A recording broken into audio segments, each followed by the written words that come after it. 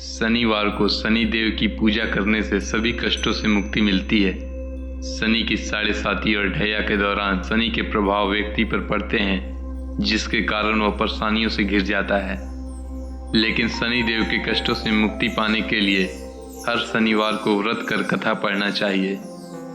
इससे शनि के प्रकोपों से मुक्ति मिलती है। शनिवार व्रत कथा। पौराणिक मान्यता के अनुसार प्राचीन समय में एक बार की बात है, सभी नवग्रह जो कि सूर्य, चंद्र, मंगल, बुध, बृहस्पति, शुक्र, शनि, राहु और केतु हैं, उनमें इस बात को लेकर विवाद छिड़ गया कि हम सभी में सबसे बड़ा कौन है। सभी लड़ने लगे। कोई कहता कि मैं बड़ा हूं तो कोई कहता कि मैं बड़ा हूं, और कोई निर्णय न होने पर देवराज इंद्र के पास निर्णय कराने पहुंचे। इंद्र इससे घबरा गए और इस निर्णय को देने में अपनी असमर्थता जताई।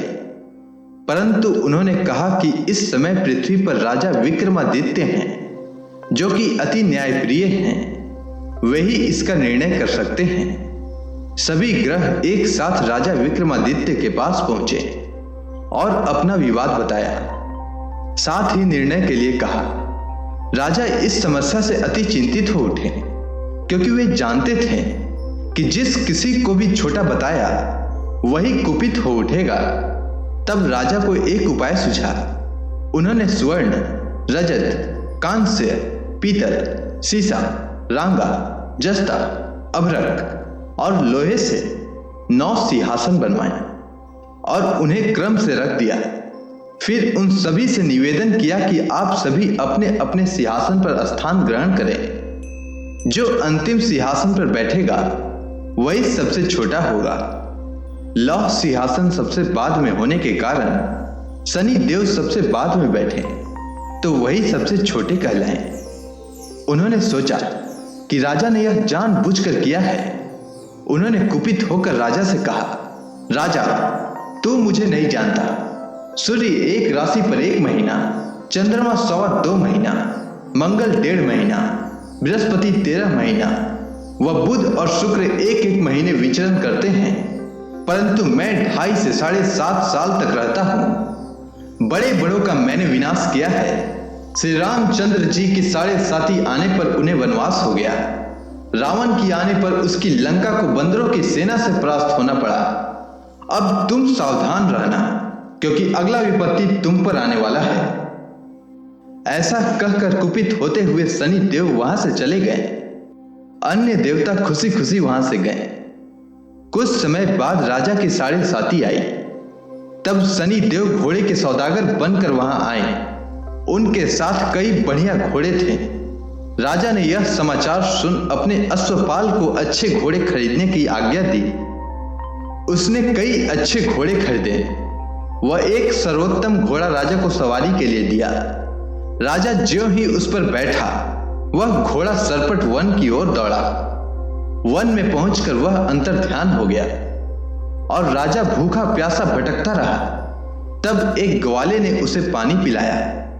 राजा ने प्रसन्न होकर उसे अपनी अंगूठी दी। वह अंगूठी देकर राजा नगर को चल दिया और वहां अपना नाम उज्जैन निवासी वीका बताया। वहां एक सेठ की दुकान पर राजा ने जल इत्यादि पिया और कुछ विश्राम भी किया। भाग्यवश उस समय सेठ की बड़ी बिक्री हुई। सेठ उसे खाना इत्यादि कराने खुश होकर अपने साथ घर ले गया। वहां उसने एक खूंटी पर देखा कि एक हार टंगा है, जिसे खूंटी निगल रही है। थोड़ी ही देर में पूरा हार गायब हो गया। जब सेठ वापस आया तो उसने देखा कि हार गायब है। उसने समझा कि वीका ने उसे चुराया है। उसने वीका को कोतवाल के पास पकड़वा दिया। फिर राजा ने उसे चोर समझकर हाथ पैर कटवा दिए। वह चौरंगिया बन गया और नगर के बाहर फिकवा दिया गया। वहां से एक तेली निकल रहा था, जिसे दया आई और उसने वीका को अपनी गाड़ी में बैठा लिया। वह अपनी जीभ से बैलों को हाँकने लगा। उस समय तक राजा की शनि दशा समाप्त हो गई। वर्षा काल आने पर वह मल्हार गाने लगा।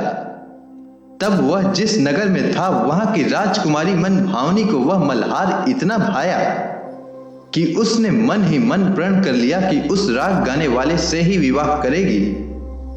उसने दासी को उस मल्हार गाने वाले को ढूंढने के लिए भेजा।